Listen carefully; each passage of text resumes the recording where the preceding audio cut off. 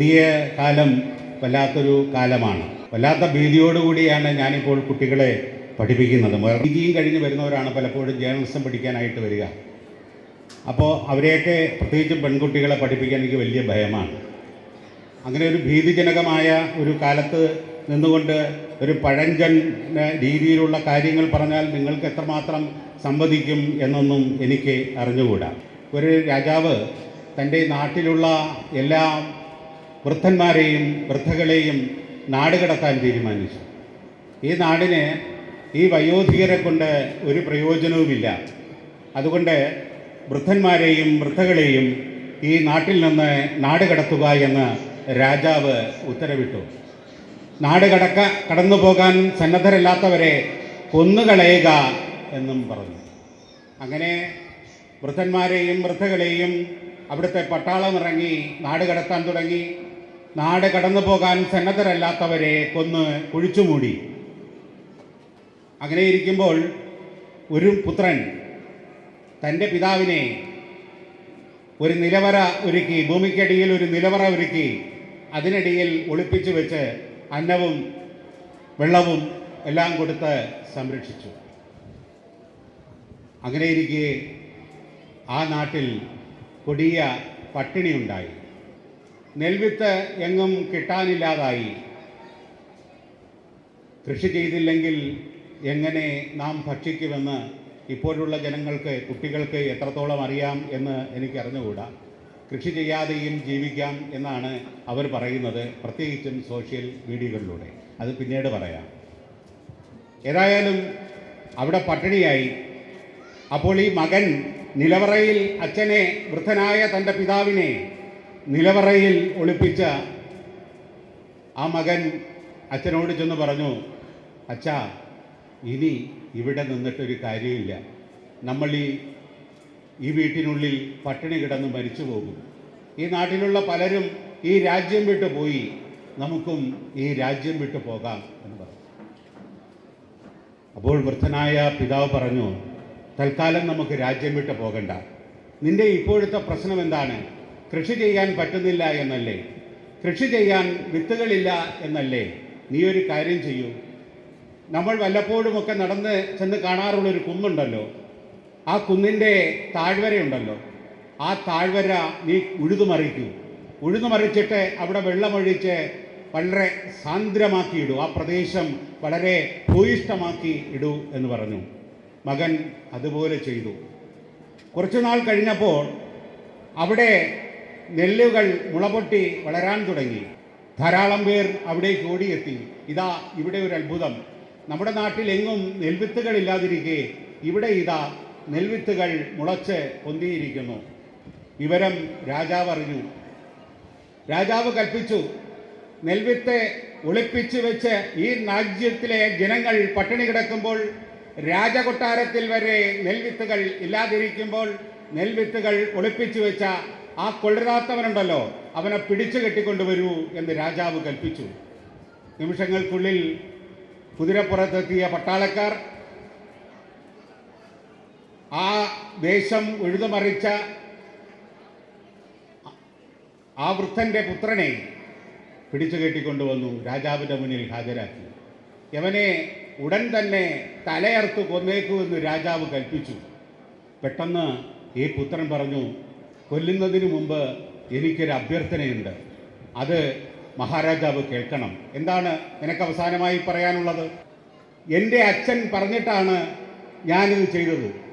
അദ്ദേഹം ഒരു വൃദ്ധനാണ്. ഞാൻ ആദ്യം ചെയ്ത തെറ്റ് എൻ്റെ അച്ഛനെ, വൃദ്ധനായ എൻ്റെ പിതാവിനെ നിലവറയിൽ ഒളിപ്പിച്ചു വെച്ചു എന്നതാണ്. അദ്ദേഹം പറഞ്ഞതനുസരിച്ചാണ് ഞാൻ ഈ പർവ്വത സാനി ഉഴുതുമറിച്ച് അവിടെ ഇപ്പോൾ നെൽവിത്തുകൾ മുളച്ചു നിൽക്കുന്നത്. വാസ്തവത്തിൽ ഞാൻ അവിടെ നെൽവിത്തുകൾ വിതറിയിട്ടില്ല. പിന്നെ എങ്ങനെ ഇത് സംഭവിച്ചു എന്നറിയണമെങ്കിൽ എൻ്റെ അച്ഛനോട് ചോദിച്ചാൽ മാത്രമേ സാധിക്കുകയുള്ളൂ എന്ന് ആ പുത്രൻ പറഞ്ഞു. രാജാവുടൻ കൽപ്പിച്ചു, എത്രയും പെട്ടെന്ന് ആ വൃദ്ധനെ പിടിച്ചു കെട്ടിക്കൊണ്ടുവരൂ എന്ന് പറഞ്ഞു. വൃദ്ധനെയും പിടിച്ചു കെട്ടിക്കൊണ്ടുവന്നു. വൃദ്ധൻ പറഞ്ഞു, നമ്മുടെ ഈ രാജ്യം സമ്പൽ സമൃദ്ധമായിരുന്നു. ഈ നാട്ടിൽ വിളയുന്ന നെല്ല് അന്യദേശങ്ങളിലേക്ക് കൊണ്ട് വിൽക്കുന്ന ചുമതല ഉണ്ടായിരുന്നവരിൽ ഒരാളാണ് ഞാൻ. എൻ്റെ കാളവണ്ടിയിൽ ധാരാളം നെല്ലും നെൽവിത്തുകളും ചാക്കിൽ കയറ്റി വെച്ച് ഈ പർവ്വത സാനുവിലൂടെയാണ് പൊയ്ക്കൊണ്ടിരുന്നത്. അവിടെ കുണ്ടും കുഴിയിലും എൻ്റെ കാളവണ്ടി വീഴുമ്പോൾ നെൽവിത്തുകൾ ചിതറി ആ മണ്ണിൽ വീഴുമായിരുന്നു. അന്ന് വീണ ആ നെൽവിത്തുകൾ അനുയോജ്യമായ കാലാവസ്ഥ കിട്ടിയപ്പോൾ, മണ്ണും വളവും കിട്ടിയപ്പോൾ മുളച്ചു പൊന്തിയതാണ് മഹാരാജൻ എന്നത്. സന്ദർഭം, അവസരം എന്ന് പറയുന്നത് വളരെ പ്രധാനമാണ്. മാത്രമല്ല വയോധികർ അതിനേക്കാൾ പ്രധാനമാണ്. നമ്മുടെ നാട്ടിൽ ഇപ്പോൾ വയോധികരെ ആവശ്യമില്ല. വൃദ്ധസദനങ്ങൾ കൂടിക്കൊണ്ടിരിക്കുന്നു. കുട്ടികളെക്കുറിച്ച് ഞങ്ങളെയൊക്കെ അധ്യാപകർ പഠിപ്പിച്ചിട്ടുള്ളൊരു ശ്ലോകമുണ്ട്, എന്നെയൊക്കെ പഠിപ്പിക്കുന്നത്. കാകദൃഷ്ടി മൃഗധ്യാനം ശ്വാനനിദ്ര തഥൈവ ച അല്പാഹാരം ജീർണവസ്ത്രം ഏതത് വിദ്യാർത്ഥി ലക്ഷണം എന്നാണ്. കാകദൃഷ്ടി മൃഗധ്യാനം ശ്വാനനിദ്ര തഥൈവ ച അല്പാഹാരം ജീർണവസ്ത്രം ഏതത് വിദ്യാർത്ഥി ലക്ഷണം എന്നാണ്. ഒരു ക്ലാസ്സിനെ മൊത്തം അലങ്കോലമാക്കാൻ 2 കുട്ടികളോ 1 കുട്ടിയോ മതി. 1 കുട്ടി മതി ആ ക്ലാസ് മുറിയെ മുഴുവൻ അലങ്കോലമാക്കാൻ, അവരുടെ ക്യാരക്ടറിനെ ഇല്ലാതാക്കാൻ. ഇപ്പം അച്ചടക്കം എന്നൊക്കെ പറയുന്നത് ഒരു സാമാന്യ ജീവിതത്തിൻ്റെ ഭാഗമാണ്. ഇപ്പം ബഹുമാനിച്ചില്ലെങ്കിൽ അതാണ് മഹത്വം എന്നാണ് വിചാരിക്കുന്നത്. മുതിർന്നവരെ ബഹുമാനിച്ചില്ലെങ്കിൽ ഞാൻ കേമനായി, കേമിയായി എന്നാണ് പ്രത്യേകിച്ചും പെൺകുട്ടികൾ ഇപ്പോൾ ധരിക്കുന്നത്. ഞാനൊരു ആൻറ്റി ഫെമിനിസ്റ്റാണെന്ന് വിചാരിച്ചാലും പ്രശ്നമൊന്നുമില്ല. അപ്പോൾ പറയുന്നത് ഞാൻ അനുഭവിക്കുന്ന ഒരു കാര്യമാണ്. ആൺകുട്ടികളെ 2 അടി കൊടുക്കാം, പെൺകുട്ടികളുടെ അടുത്ത് വല്ലതും പറഞ്ഞാൽ തീർന്നില്ല, ജീവിതം പോയാൽ ഞാൻ ജയിലിൽ കിടക്കേണ്ടി വരത്തില്ല. അല്ലെ പിന്നെ കഷായം തന്നില്ല. ഇവരൊക്കെ ഒരു ജ്യോത്സ്യൻ പറ്റിച്ച പണിയാത്രയത്. ജ്യോത്സ്യൻ പറഞ്ഞു കൊടുത്തു, നിന്റെ ഭർത്താവ് കൊല്ലപ്പെടുമെന്ന് പറഞ്ഞു കൊടുത്തു. ഭർത്താവ് എന്ന് പറഞ്ഞാൽ ആദ്യം കല്യാണം കഴിക്കുന്ന ഒരാളാണ്. ഒരു ജ്യോത്സ്യം പറഞ്ഞു കൊടുത്താണ്, നിന്റെ ഭർത്താവ് കൊല്ലപ്പെടും. അപ്പോൾ ഈ ചങ്ങി പെൺകുട്ടി ആയിരിച്ചെന്നാ പിന്നെ ഒരു ഭർത്താവിനെ ഉണ്ടാക്കിയിട്ട് അവനെ ഇങ്ങ് കൊന്നു കളഞ്ഞാൽ പിന്നെ ജീവിതം ശോഭനമായല്ലോ. അങ്ങനെ ഒരു ഭർത്താവിനെ ഉണ്ടാക്കിയെടുത്തിട്ട് അവന് വിഷം കൊടുത്ത് അങ്ങ് കൊന്നു കളഞ്ഞു. ഭയങ്കര സുന്ദരം, എന്തൊരു സങ്കല്പമാണ്. ഭയമില്ല. ഇതാണ് നിർഭയം. ഇതാണോ രവീന്ദ്രനാഥ ടാഗോർ നമ്മളെ പഠിപ്പിച്ച നിർഭയത്വം? നിർഭയമായി ജീവിക്കാൻ പഠിപ്പിച്ചത് ഒരു ഭർത്താവിനെ ഉണ്ടാക്കി വിഷം കൊടുത്ത് കൊന്നുകളയുക, എന്നിട്ട് സുഖമായി ജീവിക്കാമെന്ന് വിചാരിക്കുന്നതാണോ നിർഭയത്വം? ജീവിതത്തെക്കുറിച്ചുള്ള പാഠങ്ങൾ പഠിക്കാത്തത് കൊണ്ടുള്ള കുഴപ്പമാണിത്. ഭഗവാൻ രജനീഷ് പറഞ്ഞ ഒരു കഥയുണ്ട്. കഥ ആവർത്തിച്ച് പലപ്പോഴും പറയാറുള്ളതാണ്. ഒരു സ്ഥലത്തൊരു ജ്യോത്സ്യനുണ്ടായിരുന്നു അത്രേ. ഈ ജ്യോത്സ്യൻ പറയുന്നതെല്ലാം ഫലിക്കും. അപ്പോൾ ജ്യോത്സ്യൻ പറയുന്നതെല്ലാം ഫലിക്കുന്നത് കൊണ്ട് ചിലർക്ക് ഭയവുമായി ഈ ജ്യോത്സ്യനെ. നിങ്ങളുടെ കല്യാണം മുടങ്ങിപ്പോകുമെന്ന് പറഞ്ഞാൽ കല്യാണം മുടങ്ങിപ്പോകും. നിങ്ങൾക്ക് 2 കൊച്ചുകൾ ഉണ്ടാവില്ല, 1 കുട്ടിയെ ഉണ്ടാവുള്ളൂ എന്ന് പറഞ്ഞാൽ 1 കുട്ടിയെ ഉണ്ടാവുള്ളൂ. അപ്പോൾ ഈ ജ്യോത്സ്യൻ ഒരു കുഴപ്പം പിടിച്ച ആളാണ്, അല്ലെങ്കിൽ എന്തോ ആണെന്ന് ചെറുപ്പക്കാർ ചിന്തിക്കാൻ. അങ്ങനെയാണല്ലോ ചെറുപ്പക്കാരുടെ ഒരു കുഴപ്പം, നെഗറ്റീവായിട്ട് ചിന്തിച്ചു തുടങ്ങുക എന്നൊക്കെ ഉള്ളതാണ്. ചെറുപ്പത്തിൻ്റെയും കൗമാരത്തിൻ്റെയും ഒരു പ്രത്യേകത എന്ന് പറഞ്ഞത് എപ്പോഴും നെഗറ്റീവായി ചിന്തിച്ചു തുടങ്ങുക എന്നുള്ളതാണ്. ഇവിടെ ഏതായാലും ഈ ജ്യോത്സ്യനെ ഒന്ന് പറ്റിക്കണം, അല്ലെങ്കിൽ ജ്യോത്സ്യനെ ഒന്ന് ഒതുക്കണം. അതാണല്ലോ പുതിയ ഭാഷ പറയുന്നത്. ഈ ജ്യോത്സ്യനെ ഒന്ന് ഒതുക്കാനായിട്ട് ചെറുപ്പക്കാർ തീരുമാനിച്ചു. അപ്പോൾ എന്താ വഴി? കൊടിയ ഒരു മഞ്ഞുകാലത്ത് 2 ചെറുപ്പക്കാർ ഈ ജ്യോത്സ്യനെ കാണാനായിട്ട് പോകുന്നു. അവർ കോട്ടിട്ടിരുന്നു. അതിനകത്തൊരു ജീവനുള്ള ഒരു പ്രാവിനെ ഒളിപ്പിച്ചു വെച്ചു. ആ ജീവനുള്ള പ്രാവിനെ ഒളിപ്പിച്ചു വെച്ചിട്ടാണ് ഇവർ ജ്യോത്സ്യനെ കാണാൻ പോകുന്നത്. ഇവർ തമ്മിൽ സംസാരിച്ചു, ഞങ്ങൾ ഈ കാര്യം, എൻ്റെ കോട്ടിൻ്റെ അകത്ത് ഒരു പ്രാവിരിപ്പുണ്ട്, അതിന് ജീവനുണ്ടോ ഇല്ലയോ എന്ന് ചോദിക്കണം. ജീവനുണ്ട് എന്നാണ് ജ്യോത്സ്യൻ പറയുന്നതെങ്കിൽ ഇതിനെ കഴുത്ത് ഞെരിച്ച് കൊന്നതിന് ശേഷം എടുത്ത് മേച്ചപ്പുറത്ത് വെച്ചു കൊടുക്കണതാ. നിങ്ങൾ പറഞ്ഞ തെറ്റിപ്പോയി, ചത്ത പ്രാവിനെയാണ് കൊണ്ടുവന്ന് പറഞ്ഞു. ഇനിയല്ല, ചത്ത പ്രാവാണ് നമ്മുടെ കോട്ടിനകത്തിരിക്കുന്നു പറഞ്ഞാൽ ജീവനുള്ള പ്രാവിനെ എടുത്ത് മേശപ്പുറത്ത് വെച്ചു കൊടുക്കണം എന്ന് 2 ചെറുപ്പക്കാരും കൂടെ തീരുമാനിച്ചിട്ടാണ് ജ്യോത്സ്യൻ്റെ അടുത്ത് ചെന്നത്. അപ്പോൾ ജ്യോത്സ്യൻ ഇങ്ങനെ 2 പേരെയും നോക്കി. ഈ ചെറുപ്പക്കാർ ജ്യോത്സ്യനോട് പറഞ്ഞു, എൻ്റെ കോട്ടിൻ്റെ അകത്ത് ഒരു പ്രാവുണ്ട്. അങ്ങ് മഹാജ്യോത്സ്യനാണല്ലോ, എന്തും മുൻകൂട്ടി പ്രവചിക്കുന്ന ആളാണല്ലോ. ഈ പ്രാവിന് ജീവനുണ്ടോ ഇല്ലയോ എന്ന് പറയണം. ജ്യോത്സ്യൻ പറഞ്ഞു, അതിന് ജീവനുമില്ല ചത്തതുമില്ല എന്ന് പറഞ്ഞു. ജീവനുമില്ല ചത്തതുമില്ല. അതുകൊണ്ടെങ്ങനെ? എന്നിട്ട് ജ്യോത്സ്യം പറഞ്ഞു, നിങ്ങൾ വിചാരിക്കും പോലെ ഇരിക്കും, അത് ജീവനുണ്ടോ ഇല്ലയോ എന്നത്. നിങ്ങൾ വിചാരിക്കും പോലെ ഇരിക്കും, നിങ്ങളുടെ കോട്ടിനുള്ളിൽ ഇരിക്കുന്ന പ്രാവിന് ജീവനുണ്ടോ ഇല്ലയോ എന്നത്. ചെറുപ്പക്കാർ വലഞ്ഞു. ചെറുപ്പക്കാർ പറഞ്ഞു, മഹാനുഭാവ ഞങ്ങളെ അനുഗ്രഹിക്കണമേ എന്ന് പറഞ്ഞു പോയി എന്നാണ്. പക്ഷെ പാഠം അതെന്താണ്? അതിനുള്ളിലുള്ള പാഠം എന്താണ്? ഇവിടെ ഇരിക്കുന്ന ഓരോ മനുഷ്യൻ്റെയും ഓരോ കുട്ടിയുടെയും ജീവിതം തീരുമാനിക്കേണ്ടത് നിങ്ങൾ തന്നെയാണ്.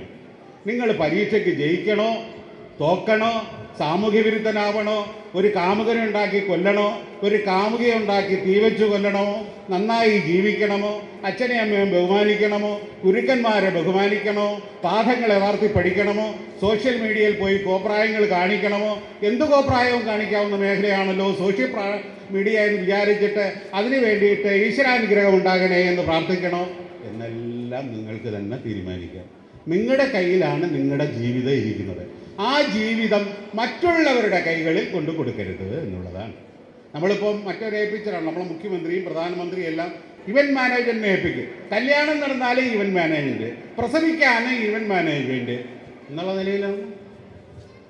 പ്രസവം എടുക്കുന്നത് ഇവൻറ്റ് മാനേജ്മെൻ്റ് ആയിരിക്കുന്ന ഒരു കാലത്താണ് ഞാനും നിങ്ങളും ജീവിക്കുന്നത്. ഇതെന്ത് ജീവിതം? ഇങ്ങനെ ജീവിച്ചിട്ട് വല്ല കാര്യമുണ്ടോ? ഇനി വരും കാലത്ത് ഞാൻ ആഹാരം കഴിക്കാൻ വയ്യ, മറ്റുള്ളവർ കഴിച്ചോടെ ഞാൻ ഇങ്ങനെ ഇരിക്കും, അന്തരീക്ഷത്തെ കൂടെ എൻ്റെ ജീവിതം ഇങ്ങനെ പുലർന്നുകൊണ്ടിരുന്ന അത്രയും സന്തോഷം. വെക്കണ്ട, വേവിക്കണ്ട, പാചകം എല്ലാം മോശമെന്ന കാര്യം. ആഹാരം പാചകം, ഞാനൊക്കെ സ്കൂൾ ക്ലാസ്സിൽ പഠിച്ചിട്ടുള്ള ലോകത്തിലെ ഏറ്റവും വലിയ സയൻറ്റിസ്റ്റ് അമ്മയെന്നാണ്. അമ്മയാണ് ഈ ആഹാരം എല്ലാം ഉണ്ടാക്കുന്നത്. നമ്മളെയൊക്കെ ജീവിച്ചു പോകുന്നത് അമ്മയാണ് എന്നാണ് ഞാൻ പഠിച്ചത്. ഞാൻ കണ്ടിട്ടുള്ളതും അങ്ങനെയാണ്. അമ്മ വലിയ സയൻറ്റിസ്റ്റ് ആണെന്നാണ് ഞാൻ മനസ്സിലാക്കിയത്. എൻ്റെ ജീവിതത്തിൽ എവിടെയും പറയുന്ന ഒരു പേരാണ് എൻ്റെ അമ്മയുടെ പേര്. ലോകത്തിലെ ഏറ്റവും വലിയ സയൻറ്റിസ്റ്റ് എൻ്റെ അമ്മയാണെന്ന് തന്നെയാണ് ഞാൻ ഇപ്പോഴും വിശ്വസിക്കുന്നത്. എൻ്റെ അമ്മയും എൻ്റെ അമ്മാമ്മയൊക്കെ തന്നെയാണ്. അപ്പോൾ അതൊക്കെ വളരെ മോശപ്പെട്ട കാര്യമാണ്. ആഹാരം പാചകം ചെയ്യുന്നത് തന്നെ മോശം. എനിക്ക് നിങ്ങൾ തെറ്റിദ്ധരിച്ചുള്ളതല്ലേ ഈ ഇന്ദിരാബാബു എന്നിട്ട് ഇത് പറയും എനിക്ക് നന്നായി പാചകം ചെയ്യാൻ അറിയാവുന്ന ഒരാളാണ്. മോശപ്പെട്ട കാര്യമാകുന്നു എന്ന് ധരിക്കുന്ന ഒരു സോഷ്യൽ മീഡിയ, അതൊരു മാർക്കറ്റിംഗ് ആണ് എന്ന് മനസ്സിലാക്കാതെ നമ്മുടെ മക്കളെ സോഷ്യൽ മീഡിയയിലേക്ക് പ്രസവിച്ച ഉടനെ എടുത്തിട്ട് കൊടുക്കുകയാണ്. ഒരു ക്യാമറയും കൊടുത്ത് പ്രസവിച്ച ഉടനെ ഒരു മൊബൈൽ എടുത്ത് കൊടുക്കും, നിങ്ങൾ സോഷ്യൽ മീഡിയയിലോട്ട് അങ്ങ് പൊക്കോളൂ എന്ന് പറഞ്ഞു കൊടുക്കുക. വണ്ടേ നീ സ്വയം വീണ ഈ വിളക്കും കെടുത്തുന്നിതേ എന്ന് മഹാകവി കുമാരനാശാൻ പറഞ്ഞതിനും അപ്പുറത്തേക്ക്, കുമാരനാശാന് പോലും സങ്കല്പിക്കാൻ കഴിയുന്നതിനപ്പുറത്തേക്ക് സ്വയം നശിക്കുക മാത്രമല്ല താൻ ജീവിച്ചിരിക്കുന്ന ഈ സമൂഹത്തെ മുഴുവൻ നശിപ്പിച്ചുകൊണ്ട് അവർ മുന്നേറിക്കൊണ്ടിരിക്കുന്ന ഒരു കാലത്താണ് നമ്മൾ ജീവിക്കുന്നത്. നാളെ എന്താണ് എന്ന് നമുക്കറിഞ്ഞുകൂടാ. മഹാഭാരതത്തിൽ ധർമ്മപുത്രൻ ഒരിക്കൽ വീടിൻ്റെ ഉമ്മറത്തിരിക്കുമ്പോൾ ഒരു സുപ്രഭാതത്തിൽ, മനോഹരമായിട്ടുള്ള ഒരു സുപ്രഭാതത്തിൽ ധർമ്മപുത്രൻ അഥവാ യുധിഷ്ഠിരൻ വീടിൻ്റെ ഉമ്മറത്തിരിക്കുമ്പോൾ ഒരു ഭിക്ഷക്കാരൻ വന്നു. ഭിക്ഷക്കാരൻ വന്ന് പറഞ്ഞു എന്തെങ്കിലും. അപ്പോൾ യുധിഷ്ഠിരൻ എന്തോ തിരക്കിലിരിക്കുകയായിരുന്നു. നീ പോയിട്ട് നാളെ വരൂ എന്ന് പറഞ്ഞു. ഇത് കേട്ടുകൊണ്ട് സമീപത്ത് ഭീമൻ നിൽക്കുകയായിരുന്നു. ഭീമനുടനെ സമീപത്തുണ്ടായിരുന്ന ഒരു ചെണ്ടയെടുത്ത് തോളിൽ കെട്ടിയിട്ട് ചെണ്ടയിൽ ഉറക്കെ കൊട്ടിയിട്ട് ഞാനിതാ ഗ്രാമങ്ങളിലേക്ക് പോവുകയാണ് എന്ന് പറഞ്ഞു. അപ്പോൾ യുധിഷ്ഠിരൻ ഇങ്ങനെ വിസ്മയത്തോട് നോക്കിയിരിക്കുമ്പോൾ പറഞ്ഞു, എൻ്റെ ജ്യേഷ്ഠൻ ഒരു മഹത്തായ കണ്ടുപിടുത്തം നടത്തിയിരിക്കുന്നു. ഈ കാര്യം ഞാൻ ഈ ഗ്രാമവാസികളെ മുഴുവൻ അറിയിക്കാൻ പോവുകയാണ് എന്ന്. അപ്പോൾ യുധിഷ്ഠിരൻ ചോദിച്ചു, എന്ത് കണ്ടുപിടുത്തമാണ് ഞാൻ നടത്തിയത്? അപ്പോൾ ഭീമൻ പറഞ്ഞു, നാളെ ഭിക്ഷക്കാരനോട് വരാനല്ലേ പറഞ്ഞത്? നാളെ എൻ്റെ ജ്യേഷ്ഠൻ ജീവിച്ചിരിക്കുമെന്നതിനെന്താണ് ഉറപ്പ്? ഈ ഭിക്ഷക്കാരൻ നാളെയും ഭിക്ഷക്കാരനായിരിക്കും എന്നതിന് എന്താണ് ഉറപ്പ്? ഒരുപക്ഷെ ഭിക്ഷക്കാരനായിരുന്നാൽ ഈ ഭിക്ഷക്കാരൻ നാളെയും വരും എന്നതിന് എന്താണ് ഉറപ്പ്? ഇനി ഭിക്ഷക്കാരൻ വന്നാൽ ഇവിടെ ഭിക്ഷ കൊടുക്കാൻ ഉണ്ടാകും എന്നതിന് എന്താണ് ഉറപ്പ്? ഒരു ഉറപ്പുമില്ല. നാളെ എന്ത് എന്ന് നിശ്ചയിക്കാൻ സാധാരണ മനുഷ്യർക്ക് സാധ്യമല്ല.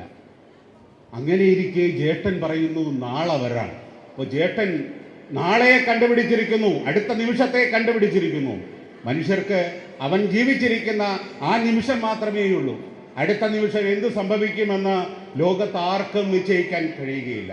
അത് പരമമായ സത്യത്തെ കണ്ടെത്തിയിട്ടുള്ള ആളുകൾക്ക്, പരമമായ സ്വാതന്ത്ര്യം എന്ത് എന്ന് കണ്ടെത്തിയിട്ടുള്ള ആളുകൾക്ക്, മരീഷികൾക്ക് മാത്രം കഴിയുന്ന ഒന്നാണ് നാളെ എന്നത്. നമുക്കാകെ അനുവദിച്ചിട്ടുള്ളത് ഈ പ്രസന്റ് ടൈം മാത്രമാണ്. എന്നാണ് ഭീമൻ ധർമ്മപുത്രരോട് പറഞ്ഞത്. ധർമ്മത്തിൻ്റെ ആചാര്യനായ ധർമ്മപുത്രർ വെറും ഗദായുധത്തിൽ പ്രാവീണ്യം മാത്രമുണ്ട് എന്ന് നമ്മളും അന്നത്തെ കാലവും ധരിച്ചിരുന്ന ഒരു അവസ്ഥയിൽ, അല്ലെങ്കിൽ ആ കഥയിൽ, മഹാഭാരത കഥയിൽ പറയുന്ന ഭീമൻ യുധിഷ്ഠിരൻ്റെ ഗുരുവായി മാറി ഒറ്റ നിമിഷം കൊണ്ട്. എന്താണ് ഇപ്പോൾ ഞാൻ ഈ സംസാരിച്ചു കൊണ്ടിരിക്കുന്ന നിമിഷം മാത്രമേ ഉള്ളൂ നമുക്ക്. അത് നമ്മൾ തിരിച്ചറിയാതെ നമ്മൾ എന്തെല്ലാമോ ചെയ്തു കൂട്ടുന്നു എന്നുള്ളതാണ്. നിങ്ങൾ ഈ നിമിഷം ഉപയോഗിച്ചില്ല എങ്കിൽ, നിങ്ങളൊരു ക്ലാസ് മുറിയിലിരിക്കുമ്പോൾ, നിങ്ങളൊരു മീറ്റിങ്ങിലിരിക്കുമ്പോൾ അവിടെ കിട്ടുന്ന കാര്യങ്ങൾ ഗ്രഹിച്ചില്ല എങ്കിൽ, നിങ്ങളൊരു പരിതോവസ്ഥയിൽ ചെന്നുവിടുമ്പോൾ ആ പരിതോവസ്ഥ എന്താണ് എന്ന് തിരിച്ചറിഞ്ഞില്ല എങ്കിൽ നിങ്ങൾക്ക് നാളെ നഷ്ടപ്പെട്ടു പോകും. നമ്മളുടെ ഇതിഹാസ പുരാണങ്ങളെല്ലാം നമ്മൾ വായിക്കും, അമ്പലങ്ങളായ അമ്പലങ്ങളിലെല്ലാം വായിക്കും. അത് നമുക്ക് തരുന്ന ജീവിത പാഠം എന്താണ് എന്ന് നമ്മൾ മറന്നുപോകും. എഴുത്തുകാരൻ എന്ന് പറയുന്നത് ആളുകളെ സുഖിപ്പിക്കാൻ രാവിലെ ഇറങ്ങി പുറപ്പെടുന്ന ഒരു ഹാസ്യകലാ പ്രകടനക്കാരനല്ല. അത് നമ്മൾ ആദ്യം മനസ്സിലാക്കണം. അയാൾ കാലത്തിൻ്റെ അപ്പുറത്തേക്ക് പോയി, ഇന്നലകളിലേക്കും നാളിലേക്കും പോയി മനുഷ്യൻ്റെ ജീവിതചര്യകളെക്കുറിച്ച് പഠിച്ച് അവൻ എങ്ങനെ ജീവിക്കണം, എങ്ങനെ ജീവിച്ചാൽ അപകടം വരും എന്നെല്ലാം ചിന്തിച്ചുകൊണ്ടാണ് ഒരു എഴുത്തുകാരൻ എഴുതുന്നത്, ഒരു കവി എഴുതുന്നത്, ഒരു നോവലിസ്റ്റ് എഴുതുന്നത്, ഒരു അധ്യാപകൻ പഠിപ്പിക്കുന്നത്, ഒരു പണ്ഡിതൻ പഠിപ്പിക്കുന്നത്, ഒരു ഭിക്ഷക്കുരൻ ചികിത്സിക്കുന്നതും അങ്ങനെയാണ്. നിങ്ങൾ ഇന്ന് മാത്രം ജീവിച്ചിരിക്കണമെന്ന് മറ്റുണ്ടല്ല, നിങ്ങൾ നാളെ ജീവിച്ചിരിക്കാൻ വേണ്ടിയാണ് ഒരു ഭിക്ഷക്കുരൻ ചികിത്സ നടത്തുന്നത്. പക്ഷേ അതേസമയം നമ്മളൊരു പ്രവൃത്തി ചെയ്യുമ്പോൾ ആ ചെയ്യുന്ന സമയം മാത്രമേ ദൈവം നമുക്ക് അനുവദിച്ചിട്ടുള്ളൂ എന്ന കാര്യം മറന്നു പോകരുത്. തീർച്ചയായും അത്തരം ഒരു ചിന്താപദ്ധതി പുതിയ ജനറേഷന് പകർന്നു കൊടുക്കാൻ നമുക്ക് വലിയ പ്രയാസമാണ്. ഈ മനഃശാസ്ത്രജ്ഞന്മാരെല്ലാം പറയും, വീട്ടിൽ നിന്ന് പോരായ്മകളോടുകൂടി കുട്ടികൾ സ്കൂളിലേക്ക് വന്നാലും അവരുടെ അച്ഛനമ്മമാരുടെ സ്ഥാനം കൂടി അധ്യാപകർ ഏറ്റെടുക്കണമെന്നാണ് പുതിയ കാലത്തെ മനഃശാസ്ത്രജ്ഞന്മാർ പറയുന്നത്. അത് വളരെ പ്രധാനപ്പെട്ട കാര്യമാണ്. വീടുകളിൽ നിന്ന് പല പല സാഹചര്യങ്ങളിൽ ഇറങ്ങി വരുന്ന കുട്ടികളുണ്ട്. ആ കുട്ടികളെ നേരായ വഴിയിലൂടെ നടത്തുന്ന ഒരു മഹത്തായ വിദ്യാഭ്യാസ സ്ഥാപനമാണ് 31 വർഷം പൂർത്തിയാക്കുന്ന ശ്രീനാരായണ സെൻട്രൽ സ്കൂൾ എന്ന് ഞാൻ മനസ്സിലാക്കുന്നു. എല്ലാ ആദരവോടും ബഹുമാനത്തോടും കൂടി ഈ വാർഷിക സമ്മേളനം ഉദ്ഘാടനം ചെയ്തതായി അറിയിക്കുന്നു. നന്ദി, നമസ്കാരം.